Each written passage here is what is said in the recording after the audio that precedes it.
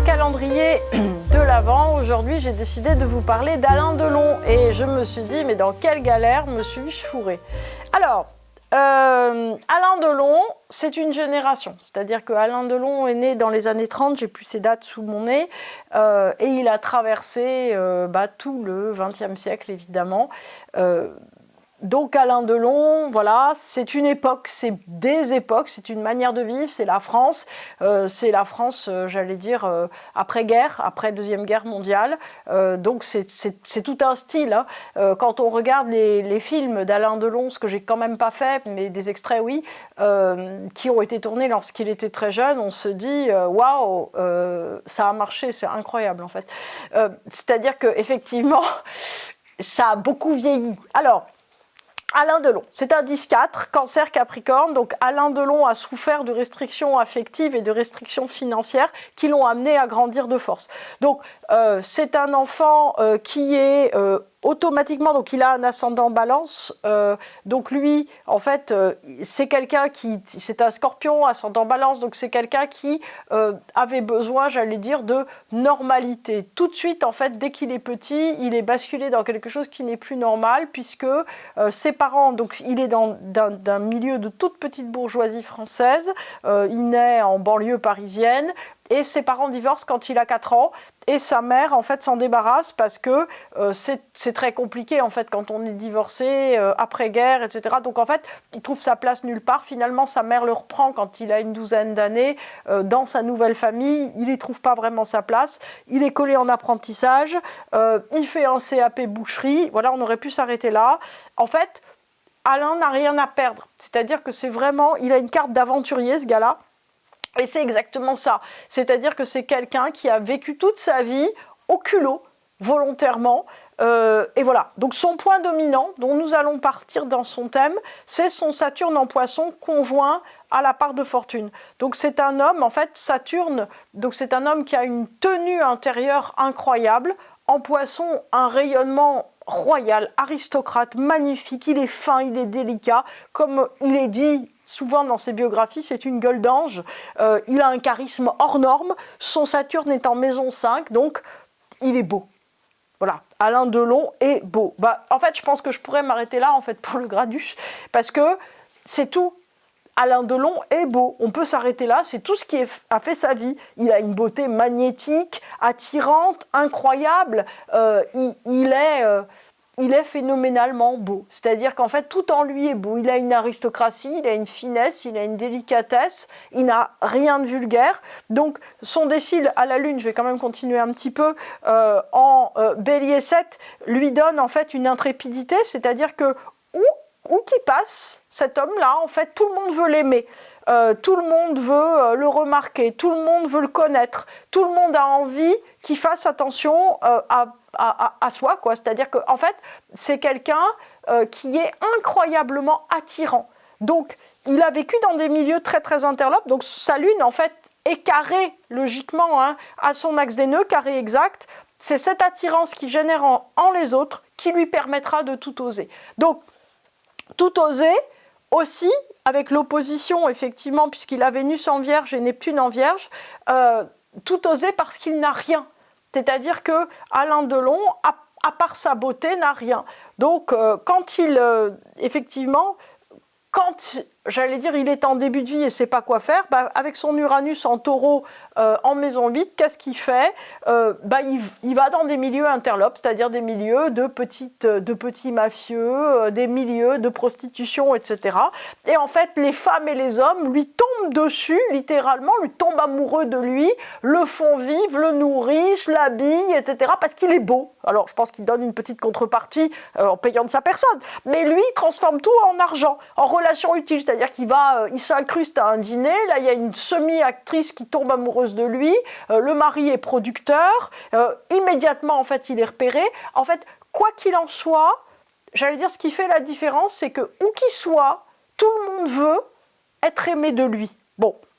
C'est vraiment, si vous voulez, cette espèce de lune en Bélier 7 qui fait donc un magnifique décile très puissant à son Saturne en Poisson 5, qui fait que cette attirance profonde qui génère dans les autres, c'est ça en fait qui transforme lui en argent comptant. Alors, En tant que 10-4, il a essayé quoi? Il a essayé l'armée, pourquoi pas, mais il supporte pas les règles. En fait, c'est quelqu'un qui n'aime pas les règles, Alain Delon. C'est quelqu'un, donc, il y a eu un accident de voiture ou je sais pas quoi, ça m'a fatigué de lire sa biographie dans les détails, mais donc il se fait virer de l'armée, il se fait virer de tout. En fait, profondément, c'est un homme qui est extraordinairement indépendant et qui aime faire les choses uniquement à sa carrière. Donc la modestie n'est pas son fort. J'ai trouvé beaucoup de citations de lui, je vous en partage une. Des carrières comme la mienne, on n'en fera plus. Oui, ça, on n'en doute pas.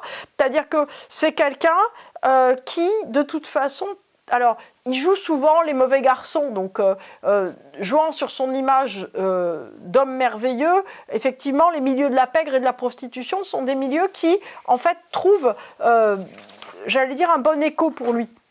Alors, il est tellement incroyable. Alors, je pense que son heure natale n'est pas tout à fait exacte, puisque je pense que la Lune, elle est en carré beaucoup plus exact que ça, ça c'est un truc d'astrologue, hein, à son axe des nœuds. Bon, son rayonnement, en tout cas, fait tout. Alors, c'est intéressant parce que progressivement, en fait, on comprend que Alain Delon, il ne sait rien faire. Donc, il a un CAP boucherie, mais je crois qu'il n'a jamais exercé. Il a été marin, mais enfin, il ne l'a pas été longtemps. Il n'a jamais pris le moindre cours d'acteur de sa vie. Voilà. Il ne sait absolument rien faire. Ce qu'il sait faire, c'est être beau.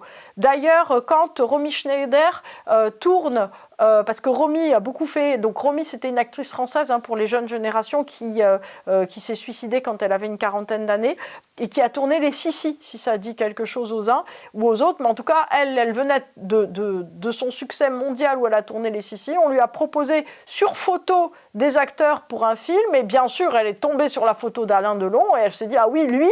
Et donc, elle l'a choisi. Donc, très rapidement, en fait, sa Lilith en balance comprend l'opportunité ascendant balance. Donc, il se met en couple avec Romy Schneider. Personne ne peut résister au charisme d'Alain Delon. Donc, cet extraordinaire duo de Romy Schneider et d'Alain deviennent les fiancés de l'Europe. En fait, ce qu'il faut voir, c'est que Alain Delon est incroyablement opportuniste.